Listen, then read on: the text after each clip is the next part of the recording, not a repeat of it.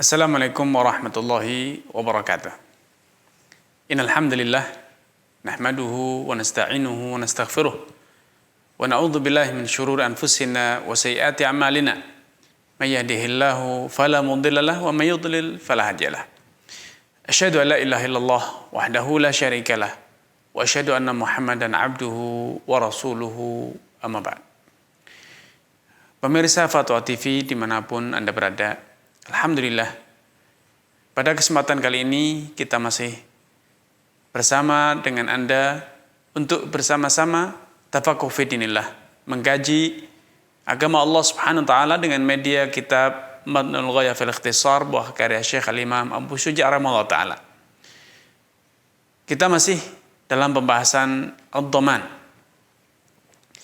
Di awal pembahasan ini, Al-Imam Abu Syuja' rahimahullah ta'ala mengatakan wa yasihhu dhamanu duyunil mustaqirrah fi dhimmah idza ulima qadruha. Sah untuk memberikan jaminan pada ad-duyunil mustaqirrah, hutang-hutang yang mustaqirrah, yang telah berkekuatan hukum, yang telah tetap. Ya tidak mungkin lagi batal, betul-betul utang piutang yang sudah tetap. Idza ulima qadruha, bila nominal hutangnya itu diketahui. Dengan demikian, pernyataan muallif ini, Al-Imam Abu Syuja' memberikan dua syarat untuk sahnya suatu penjaminan hutang.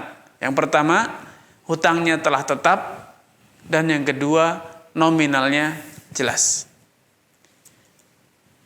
Bila satu dari kedua syarat ini tidak terpenuhi, maka secara mafhum mukhalif, secara analoginya, maka penjaminan hutang itu batal alias tidak sah. Karena di sini al-muallif mengatakan wa yasih dan sah. Sedangkan lawan dari kata sah artinya batil, tidak sah. Dan secara terminologi definisi sah dan tidak sah dalam ilmu fikih atau usul fikih, suatu permasalahan dikatakan sah bila permasalahan tersebut dilakukan dengan memenuhi syarat rukunnya sehingga menghasilkan konsekuensi hukum yang sesuai.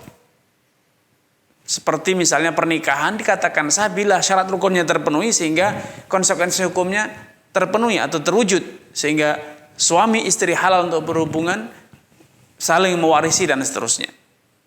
Namun suatu hukum dikatakan tidak sah bila salah satu syarat atau rukunnya tidak terpenuhi, maka arti dari suatu hukum, suatu masalah dikatakan tidak sah alias walaupun itu dipaksakan, walaupun satu tindakan itu dipaksakan untuk dilakukan, tetapi secara tinjauan hukum syariat tidak menghasilkan konsekuensi hukum yang semestinya.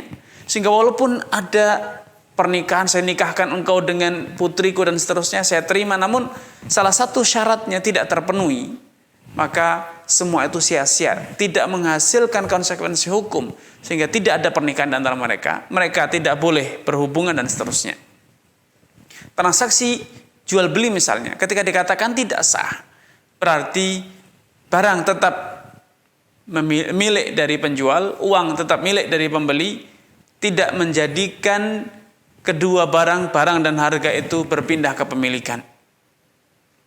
Ini arti dari kata sah dan tidak sah. Sehingga ketika muallif mengatakan wa yasihhu dhamanu duyunil mustaqirrah, sah menjamin hutang yang telah tetap selama nominalnya jelas. Mafhum mukhalifnya, analoginya, bila satu dari kedua syarat ini tidak terpenuhi, maka walaupun sudah ada komitmen, ada ijab dan qabul, saya jamin hutang yang akan engkau berikan kepada fulan. Dalam kasus ini hutangnya belum tetap, karena hutang baru akan diberikan kapan? Pada waktu yang akan datang, alias saat kesepakatan penjaminan ini belum ada hutang piutang. belum ada hutang piutang, maka itu sia-sia, tidak sah, sehingga tidak memiliki konsekuensi hukum apapun dari kesepakatan ini. Atau yang sering diistilahkan dalam ilmu hukum dengan kata-kata batal demi hukum. Ya. Karena itu al-mu'allif rahimahullah ta'ala mengatakan wali sahibil haqqi mutalabatu man sya'a minadh-dhamini wal madmuni anhu idza kana ad-dhamanu ala ma bayyana. Dan bila suatu kesepakatan, satu akad penjaminan hutang itu telah memenuhi dua syarat tadi, hutangnya telah tetap, kemudian nominalnya juga jelas, maka pihak kreditur, pihak yang memberikan piutang, boleh menagih keduanya, siapapun yang dia suka. Ya. Karena itu beliau mengatakan wali sahibil haqqi mutalabatu man sya'. Pihak kreditur berhak menagih debitur ataupun penjaminnya. Kenapa? Karena kedua pihak tersebut, penjamin dan yang berhutang, penjamin dan debitur, telah terjadi kesepakatan untuk melebur menjadi satu pihak. Melebur menjadi satu pihak. Saling mewakili, ya, sehingga yang berhutang dia ditagih karena memang dia yang berhutang, sedangkan penjamin dia boleh ditagih dikarenakan dia telah berkomitmen menyatakan untuk bersatu menjadi satu pihak dengan debitur. Karena itu pihak kreditur yang menghutangi boleh menagih siapapun dari keduanya, walau tanpa alasan. Dalam arti, walaupun kreditur bisa menagih debitur yang menghutangi, bisa menagih yang dihutangi, tetapi dia lebih suka untuk menagih penjaminnya, maka silahkan, itu boleh. Apalagi bila ada hambatan-hambatan yang menyebabkan pihak kreditur yang menghutangi mendapatkan kesusahan untuk menagih debitur yang dihutangi. Kalaupun tidak ada hambatan, namun karena faktor suka-suka saja, maka boleh menagih siapapun yang dia mau. Alasannya tadi sudah disampaikan bahwa karena dengan adanya penjaminan hutang, pihak penjamin itu telah berkomitmen untuk menyatu dengan siapa? Dengan debitur yang berhutang. Sehingga sama saja menagih yang berhutang ataupun menagih yang penjaminnya.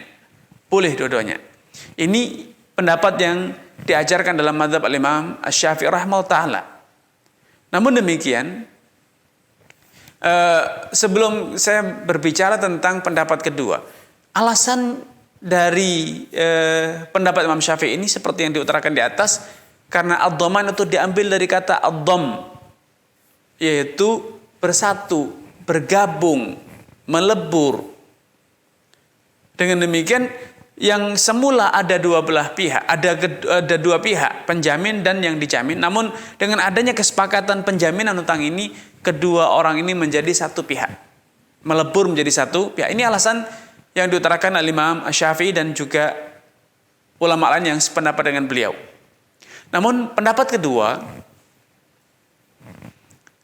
sebagian ulama berpendapat bahwa kreditur yang menghutangi tidak boleh menagih penjamin kecuali bila ada hambatan, ada halangan yang menyebabkan dia tidak mampu, tidak bisa menagihkan hutangnya kepada pihak yang berhutang atau debitur.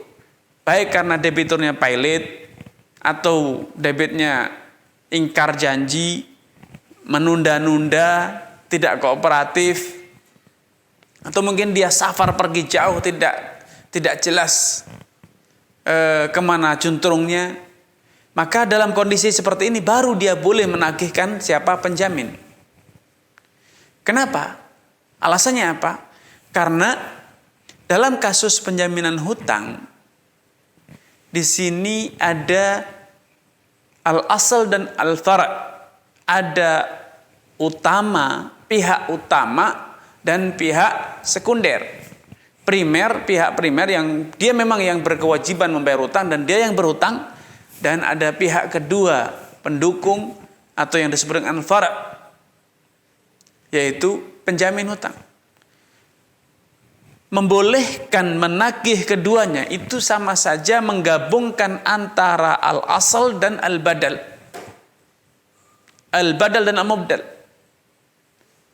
Ya, menggabungkan antara primer dan sekunder, menjadikan satu sehingga tidak ada lagi ada primer, tidak ada sekunder. Tidak ada asal, tidak ada mubdal, tidak ada badal. Tentu ini tidak sejalan dengan arti dan hakikat dari al-badaliyah atau yang juga disebut dengan ad-dhaman. Karena tujuan adanya akad dhaman itu hanya sebagai pelengkap. Dan dhaman itu diklasifikasikan sejenis dengan gadai, barang gadai. Yang tujuan utamanya adalah untuk memberikan jaminan ketenangan kepada kreditur bahwa hak dia akan terbayarkan. Sebagaimana barang gadai tidak bisa dilelang, tidak bisa diakuisisi oleh kreditur kecuali bila debitur yang berutang itu tidak kooperatif atau gagal bayar, maka tentu penjamin lebih layak untuk tidak ditagih kecuali bila yang berutang atau debitur mengalami gagal bayar atau terkendala, tidak bisa ditagih, misalnya karena mati atau karena pergi, menghilang, dan seterusnya. Di sisi lain, barang gadai yang secara kepemilikan itu adalah milik debitur, itu saja tidak boleh langsung dieksekusi untuk melunasi hutang, apalagi pihak lain, yaitu pihak penjamin, yaitu merupakan orang asing sebetulnya. Hanya saja terlibat dalam kasus hutang piutang ini karena adanya komitmen, adanya kesepakatan akad. Yaitu akad penjaminan hutang.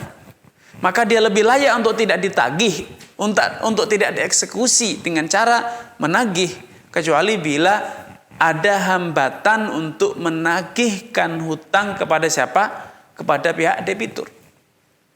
Ini pendapat kedua. Dan wallahu ta'ala alam, pendapat kedua ini secara tinjauan teoritis lebih kuat dan lebih dekat kepada filosofi, arti dan substansi dari adanya dhaman, yang tujuan utamanya adalah memberikan jaminan, bukan merupakan instrumen pembayaran hutang. Itu hanya tujuan utamanya adalah memberikan kepastian bahwa piutang kreditur itu dapat terbayarkan pada waktunya. Ya. Kemudian al-mu'allif mengatakan wa idza gharima ad-dhaminu raja'a 'ala al-madhmuni anhu idza kana ad-dhamanu wal qada'u bi idnihi. Dan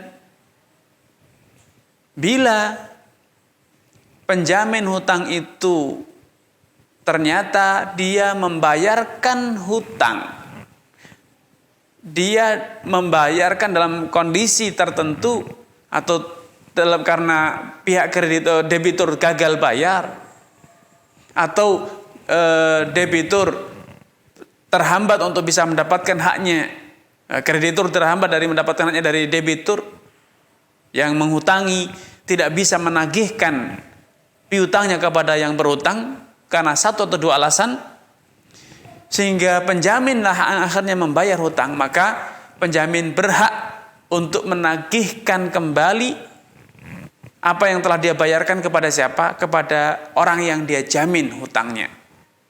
Atau al-madmunu anhu, yaitu pihak debitur yang secara de facto dialah yang seharusnya berkewajiban membayar hutang. Dengan catatan ya, adanya hak menagihkan kembali kepada pihak debitur, kepada pihak yang berhutang ini dengan catatan bila akad penjaminan ini terjadi atas kesepakatan dan atas restu dari pihak yang berhutang. Dengan demikian, bila penjaminan ini terjadi tanpa sepengetahuan dan tanpa restu dari yang berhutang, maka penjamin tidak berhak untuk mengklaimkan kembali apa yang dia bayarkan kepada kreditur. Kepada siapa? Kepada debitur, kepada pihak yang berhutang, karena dia membayarkan hutang orang lain tanpa seizin dari yang berhutang. Sehingga ini memberikan satu pelajaran penting bagi kita, bahwa dalam penjaminan hutang sangat memungkinkan terjadinya penjaminan hutang tanpa sepengetahuan pihak yang berhutang. Tanpa sepengetahuan pihak yang berhutang, sebagaimana kasus yang terjadi pada Abu Qatadah Al-Ansari radhiyallahu anhu ketika dia menjamin hutang si mayit. Orang yang meninggal dunia di zaman Nabi, ada seorang yang meninggal dunia. Kemudian Nabi SAW hendak menyolati orang tersebut. Sebelum menyolati, Nabi bertanya, hal alaihi dain? Apakah orang ini mati dalam kondisi meninggalkan hutang? Para sahabat menjawab, ya, 2 dirham atau 2 dinar. Hal taraka lidainihi wafa'an? Apakah dia meninggalkan aset yang bisa digunakan untuk melunasi hutangnya? Qalu la. Para sahabat mengatakan tidak. Idzan sallu ala sahibikum. Kata Nabi, kalau demikian sholatilah kerabat kalian ini. Nabi enggan menyolati orang tersebut sebagai bentuk warning kepada kaum muslimin agar tidak ceroboh dalam, tidak gampang-gampang berhutang. Ya, karena berhutang dalam nominal yang di luar kapasitas kita, berhutang tanpa perencanaan yang jelas, asal berhutang tanpa ada perencanaan yang jelas untuk bisa melunasi, ini satu perbuatan yang zalim. Ini dikategorikan sebagai bentuk kesengajaan merusak atau mengambil harta orang lain, ya, merusakkan harta orang lain. Dan ini tentu adalah suatu perbuatan zalim. Karena itu Nabi SAW ingin memberikan warning kepada para sahabat agar tidak ceroboh, tidak gegabah dalam mengambil hutang. Nah, Abu Qatadah radhiyallahu anhu merasa iba kepada sahabat ini yang mungkin dulu juga tidak sengaja, ya. Dulu tidak sengaja berhutang, maka tidak ingin berbuat jahat, ya. Maka Abu Qatadah karena merasa iba, beliau secara sepihak spontan mengatakan, ya Rasulullah, huma alayya, hutang dia, aku yang nanggungnya. Dalam kasus ini berarti dengan jelas Abu Qatadah menjamin hutang si mayit tersebut, dan tentu tanpa restu dari siapa? Dari si mayit. Karena si mayit tidak lagi mungkin bisa memberikan restu atau mengizinkan. Dan ini bukti nyata, dalil yang nyata bahwa menjamin hutang orang lain itu boleh walaupun yang berhutang tidak tahu menahu. Karena bisa jadi yang berhutang itu merasa sungkan, merasa risih bila ketahuan dia berhutang. Dia tidak ingin ketahuan berhutang. Dan mungkin dia akan merasa malu kepada Anda kalau Anda sampai menjaminkan atau membayarkan hutangnya. Tapi Anda tahu hutang tersebut, maka Anda bisa secara sepihak datang kepada pihak kreditur yang menghutangi bahwa kalau jatuh tempo nanti si fulan gagal bayar, saya akan bayarnya. Tapi tolong jangan bilang-bilang, jangan sampaikan kepada dia. Seperti ini dibenarkan dalam Islam. Ya, sebagaimana yang dilakukan oleh sahabat Abu Qatadah. Dia memberikan penjaminan hutang tanpa restu dari orang yang berhutang, karena orang yang berhutangnya dalam meninggal dunia. Wal qadha bi'idnihi. Nah, dan syarat kedua, ya, Anda boleh menagihkan kembali apa yang telah Anda bayarkan kepada kreditur bila yang pertama Anda menjamin hutang tersebut atas restu dari pihak yang berhutang, dan yang kedua ketika Anda membayarkannya pun Anda terlebih dahulu minta restu kepada pihak yang berhutang. Kenapa demikian? Karena bisa jadi pihak yang berhutang tersebut tidak ingin memiliki hutang kepada Anda. Dia siap berhutang kepada orang lain, namun kepada Anda belum tentu. Karena dia mungkin malu, segan dan lain sebagainya. Tidak ingin punya hutang budi kepada Anda. Ya. Atau bisa jadi pihak yang berhutang tersebut dalam kondisi mu'sir, dalam kondisi sebetulnya masih bisa meminta untuk ditunda pembayarannya karena dia dalam kondisi mu'sir, dalam kondisi yang sulit keuangannya, sehingga boleh dinegosiasi ulang untuk direstrukturisasi utang, ya, direncanakan ulang pembayaran utangnya. Atau bisa jadi sebetulnya dia mampu, namun karena faktor dia sedang menghitung keuangannya, merencanakan keuangannya, atau mungkin dia sedang menjual asetnya yang akan segera laku dan segera bisa dia melunasi hutangnya, sehingga tanpa perlu harus berhutang kepada orang kedua ataupun orang ketiga. Ya, sehingga bila Anda melunasi hutangnya tanpa sepengetahuan pihak yang berhutang, maka Anda tidak berhak mengklaimkan kembali nominal piutang tersebut atau nominal hutang tersebut kepada orang yang Anda jamin. Kenapa? Karena perlu diingat, penjaminan hutang itu termasuk akad muamalah. Ya, termasuk akad muamalah, dan akad itu idealnya dilakukan atas dasar suka sama suka. Atas dasar suka sama suka, sehingga bisa jadi walaupun pada awalnya dia rela untuk Anda jamin hutangnya, namun belum tentu dia rela dan merestui bila Anda betul-betul membayarkan hutangnya. Bisa jadi ada orang yang punya izzah, punya anafah, punya harga diri yang tinggi, punya gengsi yang tinggi.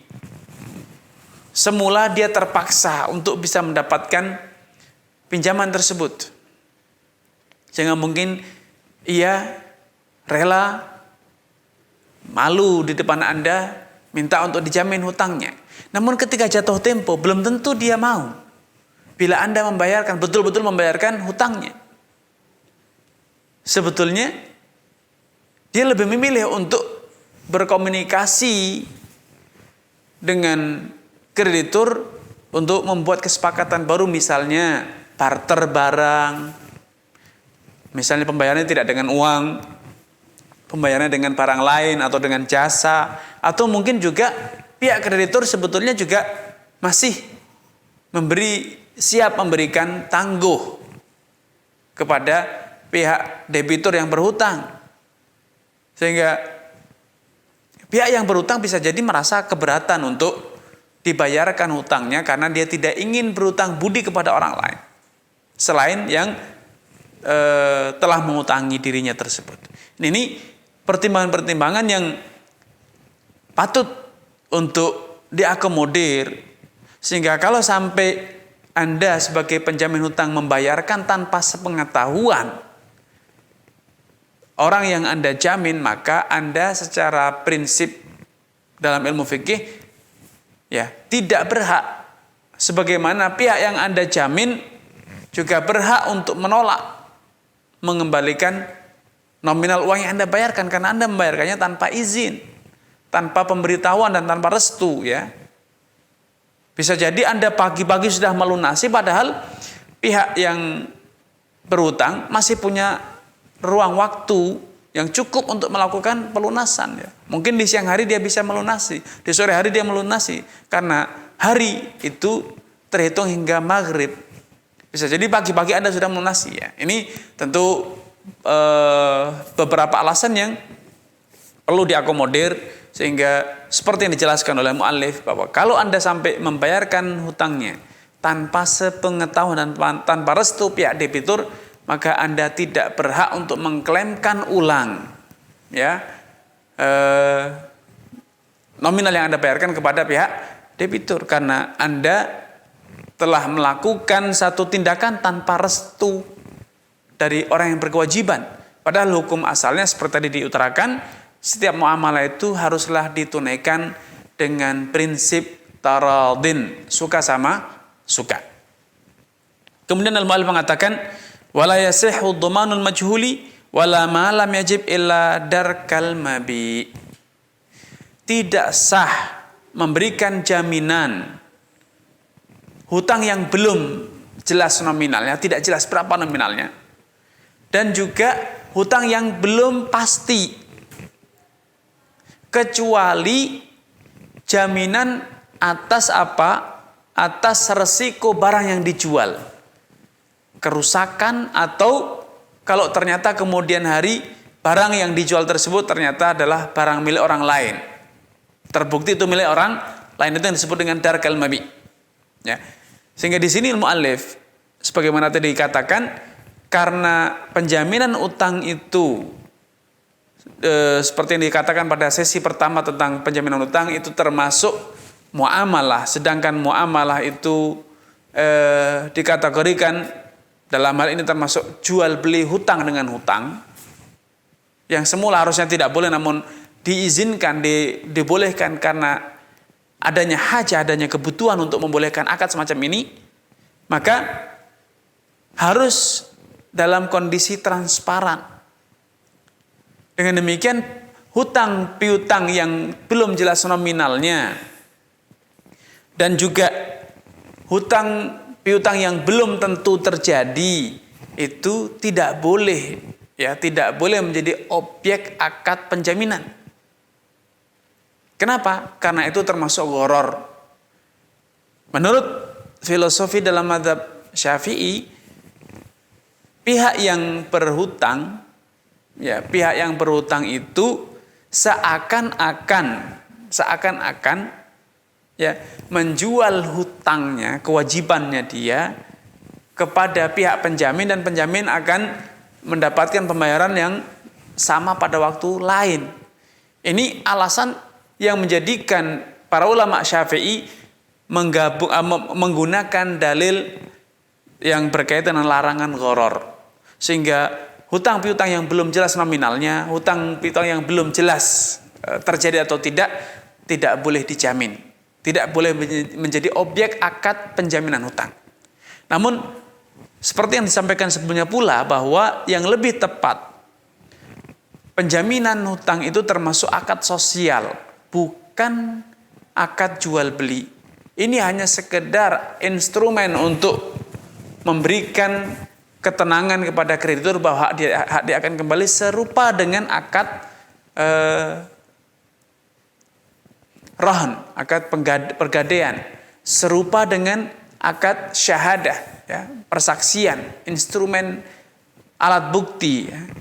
Sehingga penjaminan hutang ini lebih dominan aspek sosialnya dibanding aspek komersialnya. Sehingga wallahu ta'ala yang lebih tepat adalah menjamin hutang yang belum jelas, hutang yang nominalnya belum jelas juga tidak masalah, asalkan itu dilakukan secara taradin dan penjaminnya betul-betul mampu. Karena secara hukum prinsip muamalah yang terjadi antara manusia itu hukum asalnya boleh selama tidak berbenturan dengan dalil yang qat'i, dengan dalil yang tegas, sahih, valid, yang melarang praktek-praktek semacam itu. Selama tidak ada larangan maka hukum asalnya boleh. Illa darkal mabi, kecuali menurut penjelasan mazhab Syafi'i menjamin kerusakan ataupun barang yang dijual kalau terbukti itu ternyata bukan barang milik penjual, itu sah walaupun itu termasuk kategori menjamin sesuatu yang belum tentu.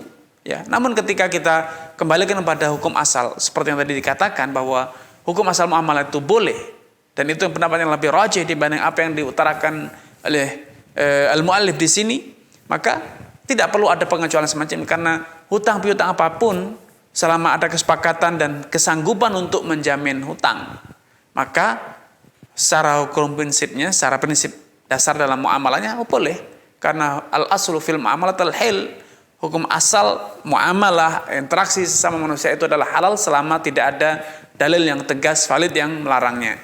Ini yang bisa kita sampaikan pada kesempatan kali ini. Kurang dan lebihnya mohon maaf. Billahi taufiq hidayah. Wassalamualaikum warahmatullahi wabarakatuh.